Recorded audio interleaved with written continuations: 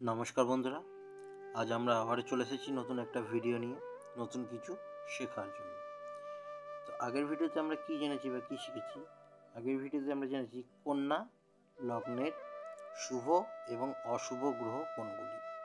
এই ঘরটাতে কন্যা লেখা ছিল, এখানে লং লেখা ছিল, তাই এটা হয়ে গেছিলো কন্যা লগ্ন। আজকে কোথায় লং লেখা আছে? আজ তুলার ঘরে লং লেখা আছে। লং মানে লগ্ন, যেখানেই লগ্ন লেখা থাকবে সেই ঘর থেকে আমরা শুরু করব বিচার করার জন্য। তো এই ঘরটা 1, 2, 3, 4, 5, 6 এইভাবে কিন্তু ঘুরছে, লাস্টে এখানে এসে 12তে শেষ হচ্ছে। বোঝা গেল? তো চলুন আজকে আমরা শুরু করব যে তুলা লগ্নে কোন গ্রহগুলো শুভ এবং কোন গ্রহগুলো অশুভ। তো চলুন শুরু করা যাক। তো এই তুলা লগ্নের মালিক বা লগ্নাধিপতি কে? শুক্র গ্রহ, অর্থাৎ দানব গ্রহ। তিনি কিন্তু কি এই লগ্নের অধিপতি গ্রহ। তিনি প্রথম ঘরের দায়িত্ব নিয়েছেন এবং কোন ঘরের? অষ্টম ঘরের দায়িত্ব নিয়েছেন।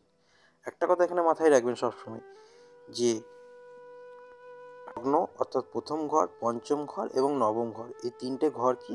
ত্রিকোণ ঘর।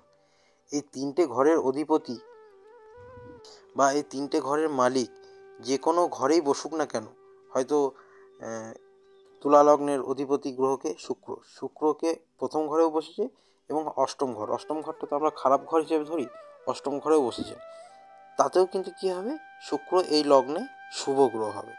আবার ধরুন কোনো কন্যা লগ্নের ক্ষেত্রে হয়তো বুধ গ্রহ প্রথম ঘরে বসেছেন এবং কি হয়তো ষষ্ঠ ঘরে বসেছেন, ষষ্ঠ ঘরটাও খারাপ ঘর, সেখান থেকে রোগ জ্বালা বিভিন্ন কিছু আমরা দেখতে পাই, তবু কী হবে? বুধ গ্রহ শুভ গ্রহ হবে। কারণ কি? কারণ সে প্রথম ঘরের দায়িত্ব পেয়েছেন, অর্থাৎ ত্রিকোণের ঘরে দায়িত্ব পেয়েছেন। ত্রিকোণ ঘর মানে কি? খুবই ভালো ঘর, এটা সবসময় মাথায় রাখবেন। তাহলে তুলা লগ্নে কি? শুক্র কি হলো? খুবই শুভ গ্রহ, এবং শুক্র গ্রহ শুভ হয়েছে সেই কারণেই তিনি তার শত্রুতা এবং মিত্রতা বজায় রেখে কাকে কোন ডিপার্টমেন্টগুলো দিয়েছেন, কোন গ্রহকে কোন ঘর দিয়েছেন, সেগুলো একটু দেখে নেব। চলুন প্রথমেই দেখে নিই শনি গ্রহ।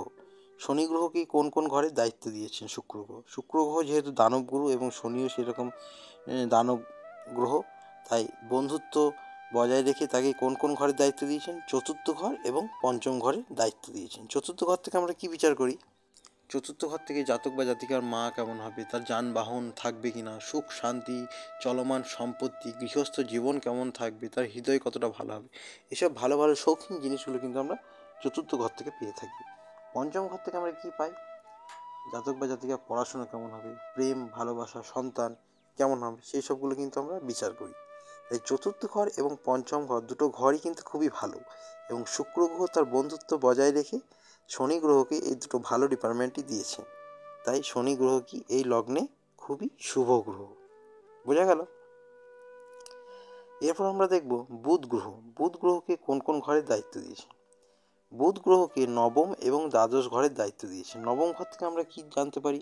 জাতক বা জাতিকা ধর্ম কেমন মানবে, ভাগ্য তার কেমন হবে, পিতার সঙ্গে তার সম্পর্ক কেমন হবে, পিতৃ সুখ কেমন থাকবে, বিদেশ যাত্রা হবে কি না, এইসবগুলো কিন্তু আমরা নবম ঘর থেকে বিচার করি। দ্বাদশ ঘর থেকে আমরা কি বিচার করি? দ্বাদশ ঘর থেকে ব্যয়, ক্ষতি, জেল যাত্রা এসবগুলো বিচার করি। তাহলে দ্বাদশ ঘরটা খারাপ ঘর, কিন্তু বুধ গ্রহ যেহেতু এখানে নবম ঘরের দায়িত্ব পেয়েছে, নবম ঘর অর্থাৎ কি? ত্রিকোণ ঘরে দায়িত্ব, তাই ত্রিকোণ ঘর মানে শুভ ঘর।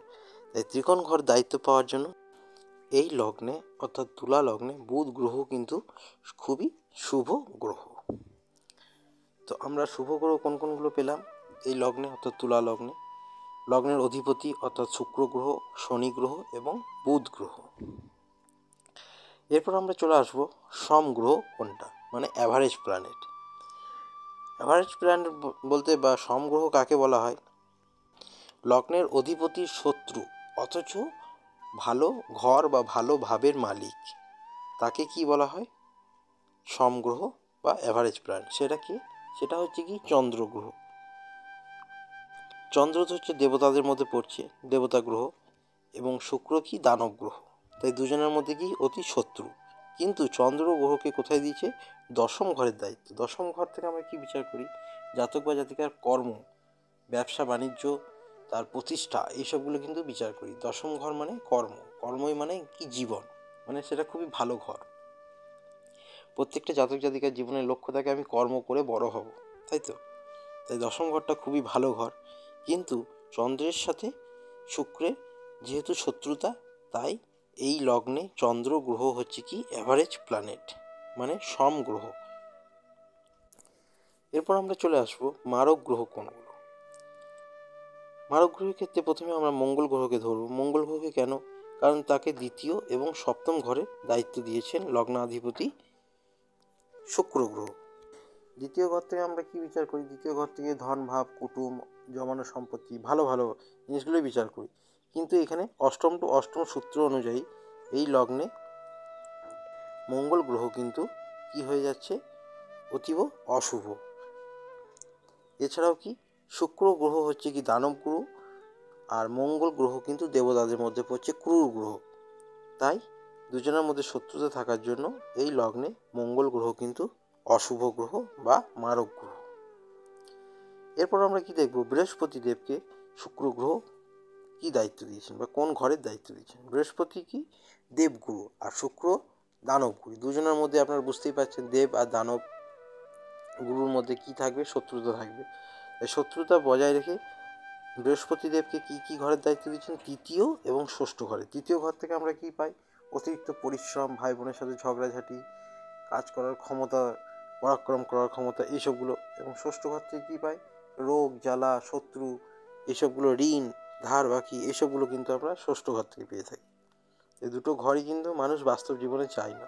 জাতক বা জাতিকা কেউই বাস্তব জীবনে এই দুটো ঘর চায় না, যে আমি অতিরিক্ত পরিশ্রম করব বা ঋণ হবে আমার, এসবগুলো কিন্তু চায় না। তাই কি এই লগ্নে বৃহস্পতি কি হচ্ছে? অতি অশুভ গ্রহ বা মারক গ্রহ। আর একটা কী কারণ? যেহেতু শুক্র হচ্ছে দৈত্যগুরু এবং বৃহস্পতি হচ্ছে দানবগুরু, দুজনের মধ্যে শত্রুতা থাকার জন্যও কিন্তু এই লগ্নে বৃহস্পতি অতি শত্রু। আশা করি জিনিসটা বোঝাতে পারলাম। তাহলে মারক গ্রহ কে কে হলো? মঙ্গল এবং বৃহস্পতি।